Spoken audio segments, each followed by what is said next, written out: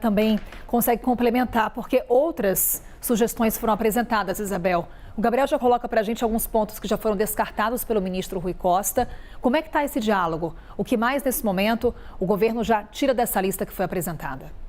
Como o próprio ministro Rui Costa citou a Abras, que é a Associação do Setor de Supermercados, né?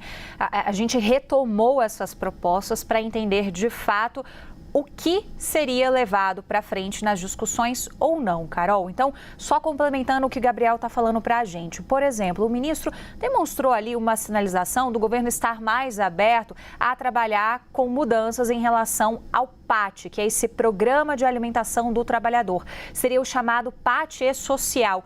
Qual que seria a consequência? Deixaria de haver uma intermediação em relação ao pagamento de vales, como o Vale Refeição, o Vale Alimentação. Isso seria operacionalizado pela Caixa Econômica Federal e o setor de supermercados faz um cálculo de que isso poderia gerar uma economia de 10 bilhões de reais anualmente. Questionado sobre isso na entrevista com o Daniel Rittner, o ministro Rui Costa deixou ali um campo um pouco mais aberto em relação a essa ideia. Em relação, Carol, à possibilidade que a gente trata aí também do vencimento dos produtos, aí o governo é um pouco mais conservador, porque o próprio ministro disse que não tem muito essa cultura aqui no Brasil em relação ao preço de alimentos, para você alterar essa data de validade. A Abras fala em uma modernização disso, mas na avaliação que o ministro repassou, isso poderia ser aplicado a produtos fora ali do setor de alimentos, um produto de limpeza, por exemplo, não alimento propriamente dito e entraria ali na fase de produtos não perecíveis, biscoitos, mas nem nesse ponto o governo quer tocar muito, segundo a sinalização que foi dada pelo ministro Rui Costa. Teve uma discussão também que, querendo ou não, faz referência, porque está na lista dessa proposta dos supermercados, que é sobre a venda de remédios sem receita, então seria uma possibilidade deles aumentarem ali também um pouco do caixa. Eles falam de redução dos preços em 35%. O ministro Rui Costa disse que isso já foi tentado, mas não funcionou muito bem e há um debate que tem que ser feito com o Ministério da Saúde. Agora, desses outros pontos que o Gabriel trouxe para a gente, o que fica claro quando o ministro vem aqui na CNN para esclarecer o que ele quis dizer com intervenção e corrigir a palavra para medidas, não é intervenção, são medidas, é que o governo trabalha com essa possibilidade de incentivos ali à produção agrícola.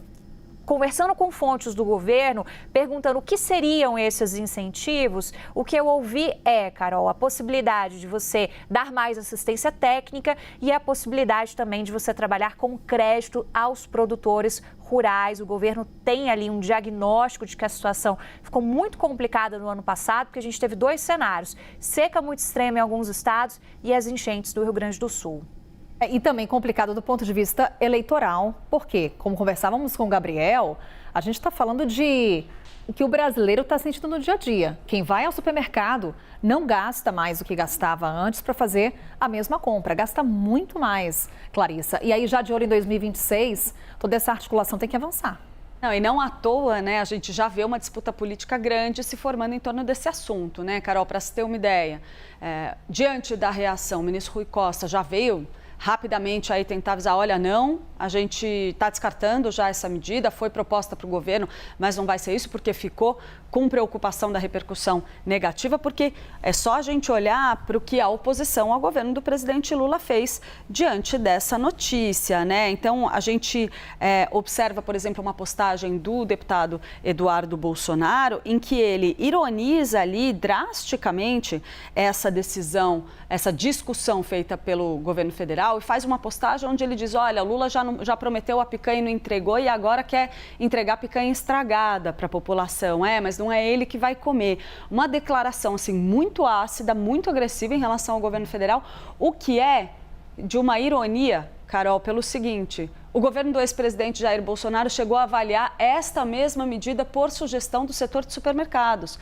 Tem, inclusive, matéria lá no site da CNN Brasil de 2021, em que os ministros Paulo Guedes e Tereza Cristina falam sobre essa possibilidade, apontam isso como uma alternativa, inclusive para facilitar o acesso à alimentação, entendeu? Então, para você ver como o interesse político está guiando a atuação nas redes sociais dos agentes que são críticos ao governo federal e vice-versa.